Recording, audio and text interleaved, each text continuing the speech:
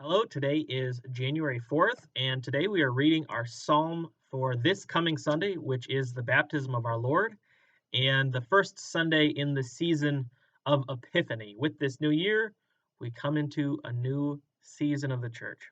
And so our psalm for this first Sunday in Epiphany is Psalm 29. Ascribe to the Lord, you gods, ascribe to the Lord glory and strength. Ascribe to the Lord the glory due God's name. Worship the Lord in the beauty of holiness. The voice of the Lord is upon the waters. The God of glory thunders.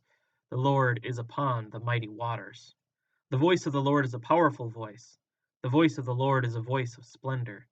The voice of the Lord breaks the cedar trees. The Lord breaks the cedars of Lebanon. The Lord makes Lebanon skip like a calf and Mount Hermon like a young wild ox. The voice of the Lord bursts forth in lightning flashes. The voice of the Lord shakes the wilderness. The Lord shakes the wilderness of Kadesh. The voice of the Lord makes the oak trees writhe and strips the forests bare. And in the temple of the Lord all are crying, Glory! The Lord sits enthroned above the flood. The Lord sits enthroned as King forevermore. O Lord, give strength to your people. Give them, O Lord, the blessings of peace. Our psalm for this week is a psalm of not a psalm concerned with hope for the person. It's not a psalm of lamentation or prayer. It's not a song necessarily of comfort in the way that we maybe think of Psalm 23 as a psalm where the Lord is my shepherd, I shall not want. This psalm is a song of power, of almost extreme strength displayed by God.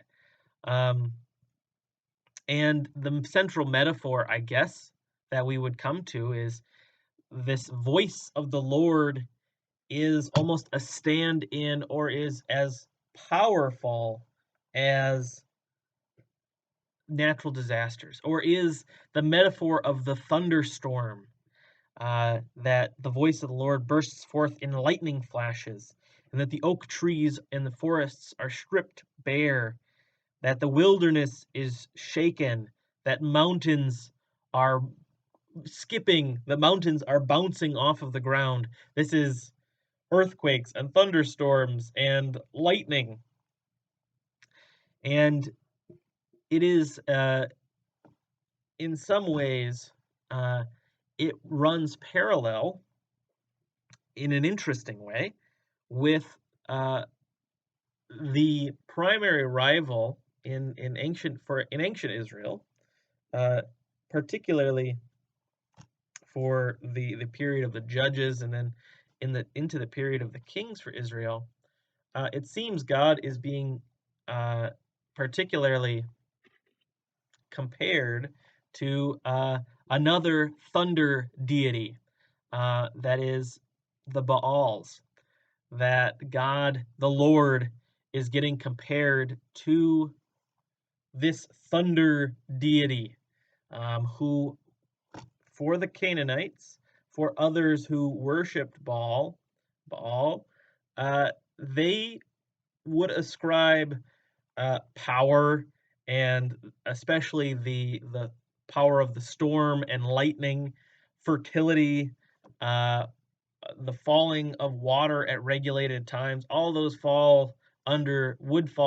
were considered under the authority of Baal, who is this warrior king deity who brings fertility and does all these different amazing things. Here, it is almost as if, and some would, those who would read this poem, it seems like you are taking a poem that was written for Baal, taking out Baal's name, and putting in the Lord, putting in Yahweh into this poem.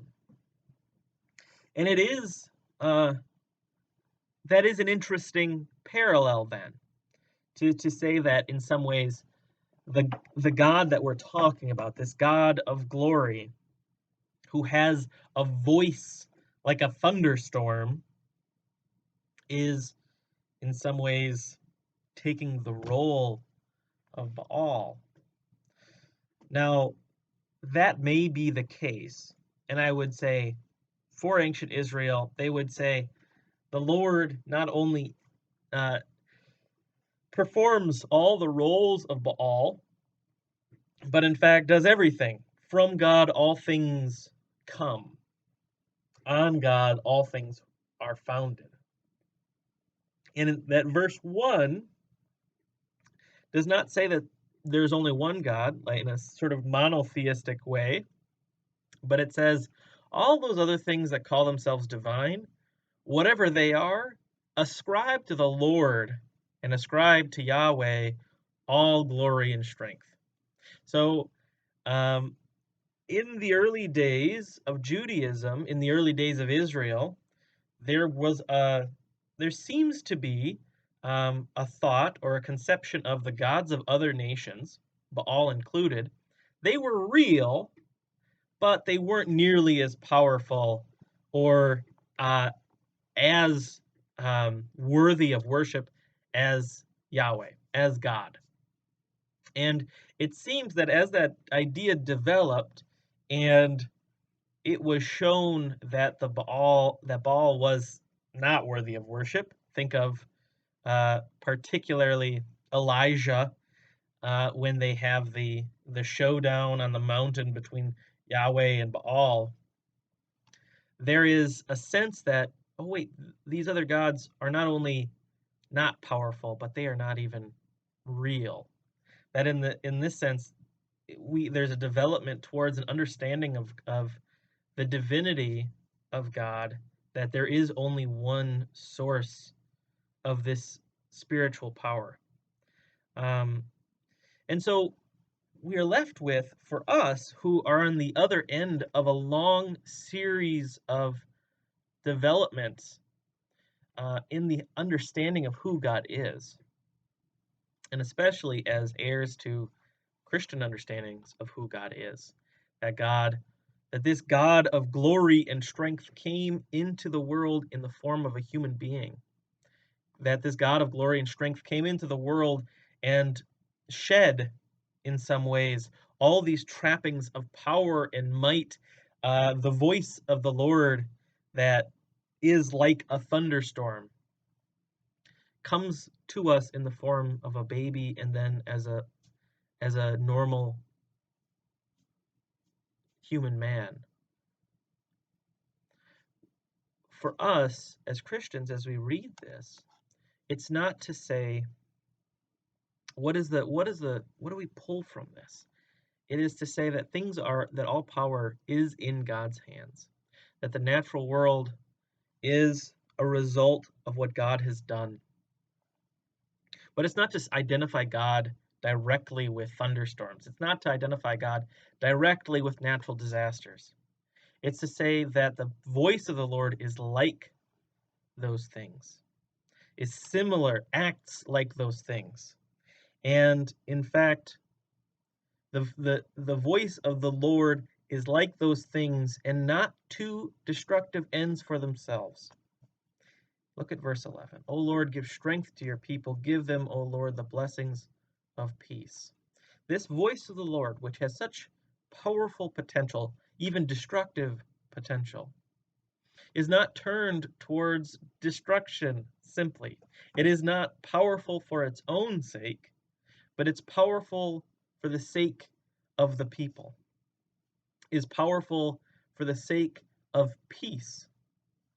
That this psalm is not just saying God is strong and mighty and will vanquish enemies, but in fact, God uses God's power, and God in Jesus uses Jesus's what power Jesus has as the Word, the living voice of God. How does God use that power and strength? It's not just to vanquish enemies, it's not to smite, it is really to bestow peace, to bring an end to war. In some ways, already here in Psalm 29, there's a development. We are no longer just talking about a God of power, but we are talking about a God of peace and mercy.